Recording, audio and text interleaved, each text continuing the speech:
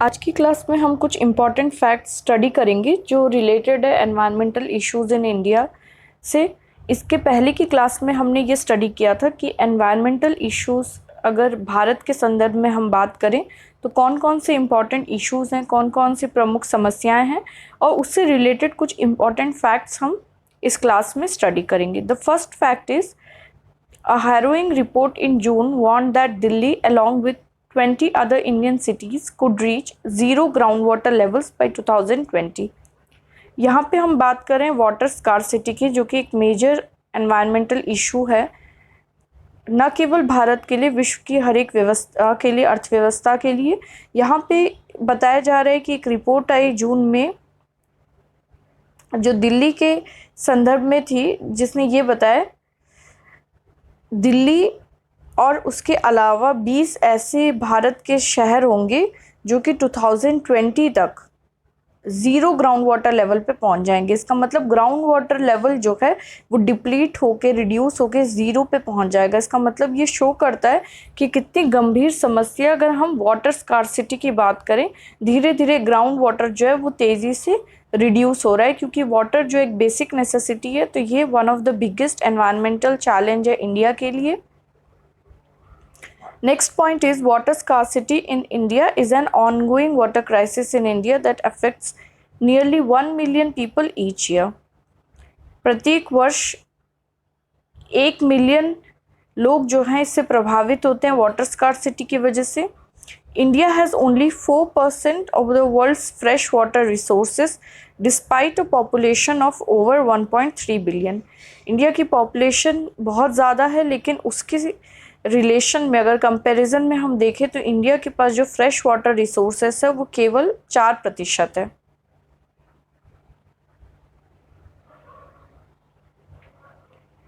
In June 2019, the Indian city Chennai faced an acute water shortage after its 4 main water reservoirs ran completely dry।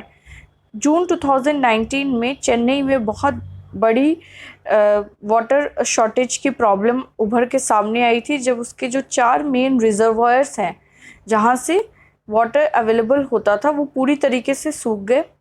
As per a study based on 2016 data, at least 140 million people in India breathe air that is 10 times or more over the WHO safe limit। India में air pollution जो है वो एक बहुत ही बड़ी समस्या, एक बहुत बड़ा चैलेंज है। 2016 के एक आंकड़े के अनुसार 140 मिलियन व्यक्ति ऐसे हैं भारत में जो कि ऐसा प्रदूषित वायु, आप कह सकते हैं, में रहते हैं या इनहेल करते हैं, जो कि WHO की जो लिमिट है सेफ एयर की, उससे 10 टाइम्स जो है वो खराब है। इन 2015 government of India together with IIT Kanpur launch national air quality index. क्योंकि ये प्रॉब्लम इतनी बड़ी है, 2015 में गवर्नमेंट ऑफ इंडिया ने IIT कानपुर के साथ मिलके एक इंडेक्स या सूचकांक बनाया जो ये बताए कि एयर क्वालिटी क्या है, या नेशनल एयर क्वालिटी कितनी है, और प्रदूषण या पोल्यूशन का लेवल कितना है एयर में। India was the third largest emitter of carbon dioxide which is a greenhouse gas in 2017 at 6.82% share of CO2 emissions after China, which has 27.21%, and the United States, which has 14.58%। India जो है 2017 के आंकड़े के अनुसार जो है third largest emitter है, या कार्बन डाइऑक्साइड के उत्सर्जन में इंडिया की जो पोजीशन है वो थर्ड नंबर पे है, जो ये बताता है कि जितनी भी कंट्रीज कार्बन डाइऑक्साइड एमिशन करती है उसमें इंडिया टॉप में है, one of the top levels में। The global burden of disease study for 2010 published in 2013 had found that outdoor air pollution was the 5th largest killer in India, and around 6,20,000 early deaths occurred from air pollution related disease in the year 2010। Global burden of disease study जो कि 2010 में हुई थी और 2013 में publish हुई थी, उसके अनुसार भारत के संदर्भ में अगर बात करें तो यहाँ पे डेथ का जो रीज़न है उसमें 5th लार्जेस्ट, आप कह सकते हैं 5th लार्जेस्ट रीज़न जो है वो है बैड एयर पोल्यूशन, या आप कह सकते हैं बैड एयर कंडीशन, जिसकी वजह से नियरली 6,20,000 अर्ली डेथ्स होते हैं। और पोल्यूशन रिलेटेड डिजीजेज जो हैं एयर पोल्यूशन के कारण जो है पाई जाती हैं इंडिया में।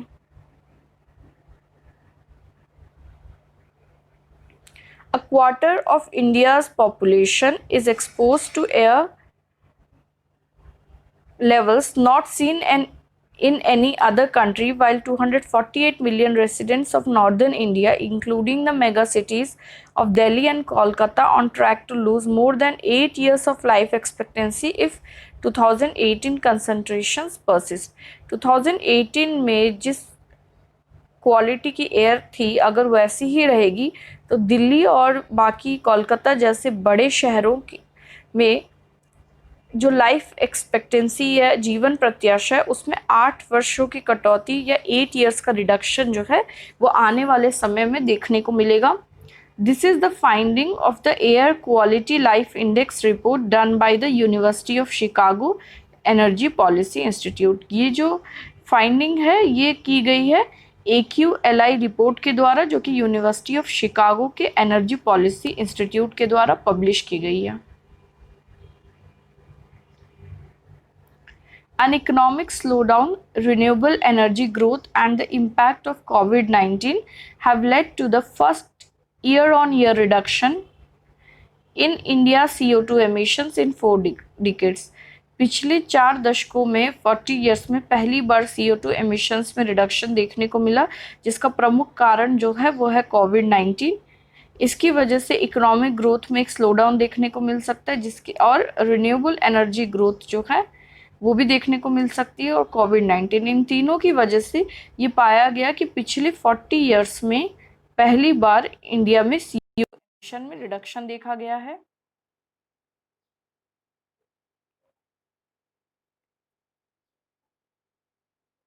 Emissions fell by around 1% in the fiscal year ending March 2020 as coal consumption fell and oil consumption flatlined. Emissions में जो गिरावट देखने को मिली है मार्च 2020 में वो है 1%, जिसका रीज़न क्या है? Economic slowdown and a fall in consumption of oil and coal.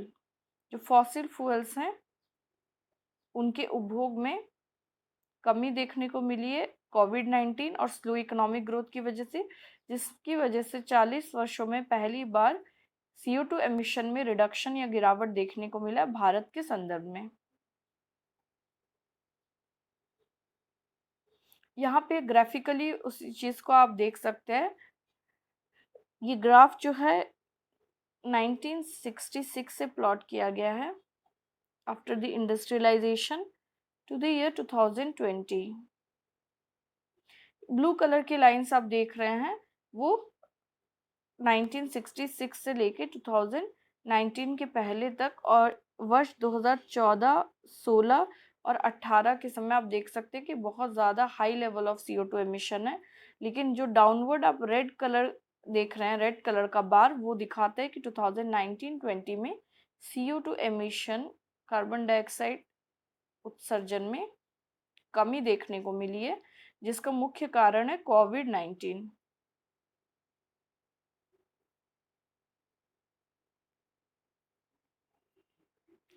India ranks 177 out of 180 in the Environmental Performance Index EPI 2018।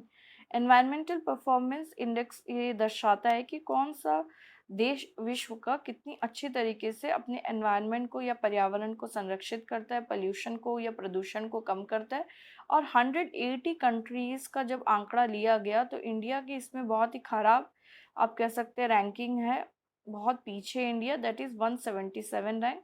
ये रैंकिंग इतनी कम या ख़राब इसलिए है क्योंकि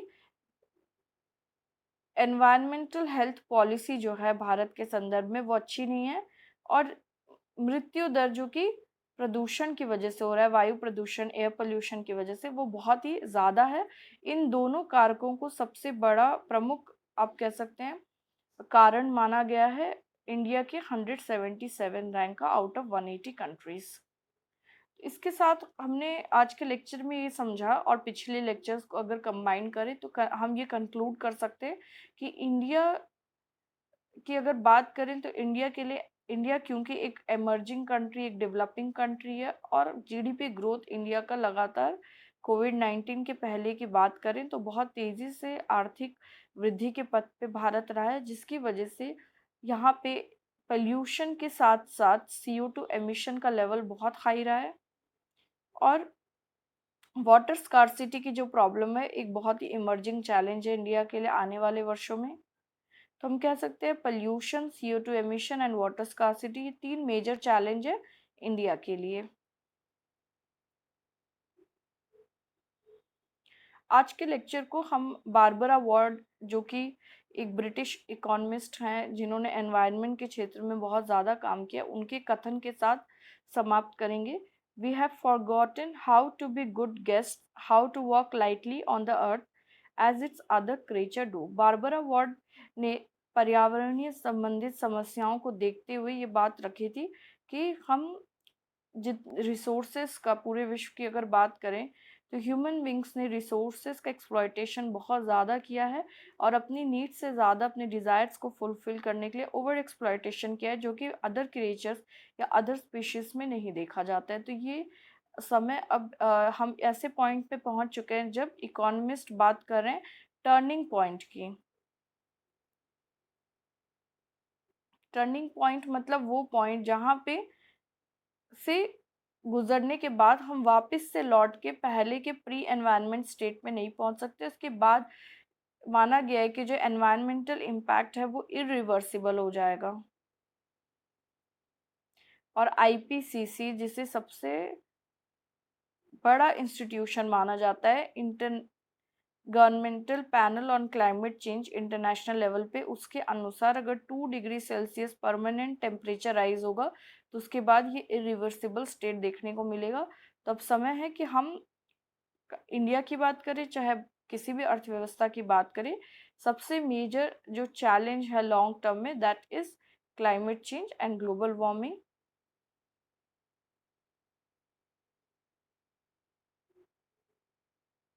जिसको कंट्रोल करना न केवल इंडिया के लिए बट विश्व के सारी इकोनॉमीज के लिए एक सबसे बड़ा चैलेंज है। इसी के साथ आज का लेक्चर हम यहीं पे एंड करते हैं।